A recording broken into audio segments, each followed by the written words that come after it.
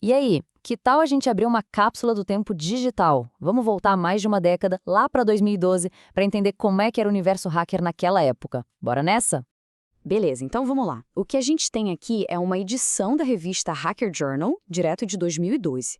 A ideia é dar uma olhada nas brigas, sabe, nas ameaças cibernéticas que marcaram aquele tempo. E olha, só de bater o olho na capa já dá para ter uma ideia do que vem por aí. E a matéria de capa era sobre o quê? Bom, era um embate daqueles, sabe? De um lado, o famoso coletivo de hacktivistas anônimos, e do outro, uma empresa de segurança chamada HB Gary Federal. Tinha tudo para dar o que falar.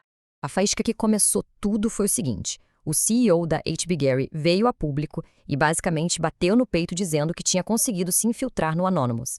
E não só isso, ele disse que estava pronto para expor a identidade de todo mundo. Quer dizer, isso foi uma provocação direta, né? Cutucar a onça com vara curta. Pro Anonymous, um grupo que, se baseia totalmente no anonimato, isso era algo que eles simplesmente não podiam deixar passar. E essa declaração deles resume tudo, né? Você tentou morder a mão do Anonymous e agora a mão do Anonymous está te esbofeteando na cara. O grupo não só respondeu, eles declararam uma guerra digital, tratando o contra-ataque como se fosse uma lição. E a resposta não foi só para se defender, não. Foi um ataque com tudo. Eles simplesmente invadiram os servidores da Gary e, olha, tomaram conta de absolutamente tudo. Então, o ponto principal é esse. A ironia da coisa, né? A empresa que prometeu expor o Anonymous acabou sendo totalmente exposta com mais de 60 mil e-mails internos vazados. Isso meio que inaugurou uma nova era de hacktivismo, com ataques de grande visibilidade. Mas olha, nem tudo no submundo digital era sobre ideologia ou protesto, viu? Vamos virar essa página? Porque tinha um outro lado do hacking crescendo muito rápido.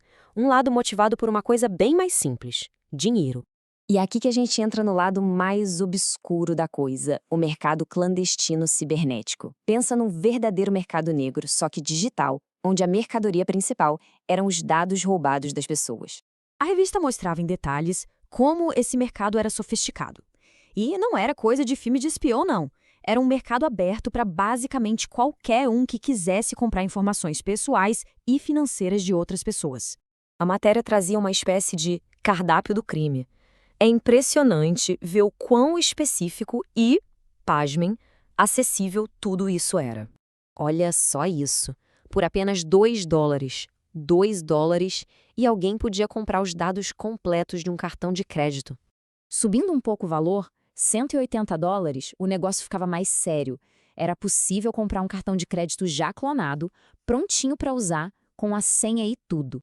E no topo da pirâmide, por até $2.000, aí o acesso era direto a uma conta bancária. E o mais bizarro, com garantia de que teria um bom saldo lá dentro. E como é que isso tudo funcionava? Bom, não era a casa da mãe Joana, não. Tinha um sistema.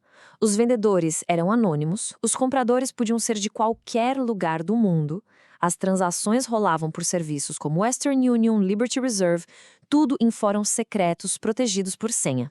E claro, uma regra de ouro, sem devolução.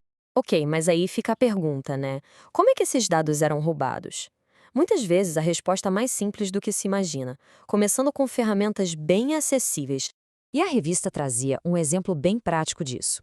Um dos destaques era um programa chamado Kismak, que basicamente tornava a tarefa de invadir redes Wi-Fi algo bem mais fácil. E como ele fazia isso? Era um passo a passo até que simples. Primeiro, o programa escaneava as redes Wi-Fi por perto. Depois, ele mirava numa rede que usava uma criptografia mais antiga e vulnerável, a WEP. Aí começava o ataque de força bruta. O programa ficava lá, testando milhares e milhares de senhas, uma atrás da outra, até que, pronto, a senha era descoberta. E o legal de ver aqui é justamente o antes e o depois. A interface do Kismek de um lado, mostrando as redes, e do outro, a janelinha com a senha já quebrada. Isso mostra como uma coisa que parecia super complexa foi transformada num processo de apontar e clicar. Certo. Então, depois de ver tudo isso, vamos fechar um pouco a nossa cápsula do tempo e pensar: o que essa viagem a 2012 realmente nos ensina?